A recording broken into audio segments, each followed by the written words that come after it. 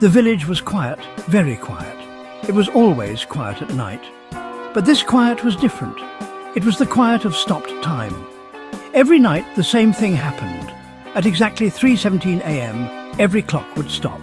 The grandfather clocks chimed their last. The cuckoo clocks hid their birds. Even the new digital clocks went dark.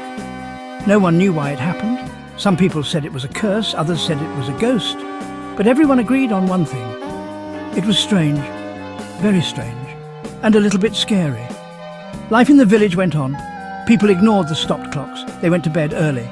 They woke up with the sun, but the mystery remained. The clocks always stopped at exactly 3:17 a.m. Ilara was different. Ilara was curious. She didn't ignore the stopped clocks. She wanted to know why. Why did they stop? What happened at 3:17 a.m? She decided to find out. One night, Ilara stayed awake.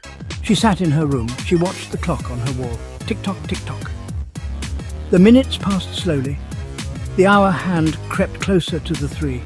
Ilara's heart beat faster. She was afraid, but she was also excited. What would happen? She was about to find out. The clock ticked closer to the fateful hour. 3:15, 3:16. 3:17. Silence. The clock stopped. Ilara held her breath. The room was completely still. The only sound was the beating of her own heart. She looked around. Everything was frozen. The curtains stopped swaying. The dust motes hung in mid-air.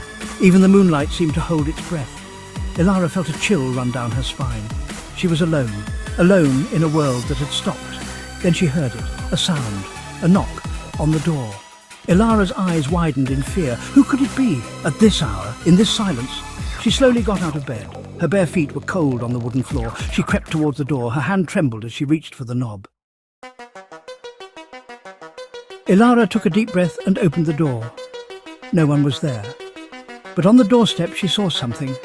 A small silver pocket watch. It was ticking, but it was ticking backward. Ilara cautiously picked it up. It was cold in her hand. She opened the watch. Inside she found a tiny note. It read, "Return what was taken or time will forget you too." Ilara frowned. What did it mean? What was taken? Who took it? She looked up. She had a strange feeling, as if someone was watching her. Suddenly the air around her grew cold, very cold.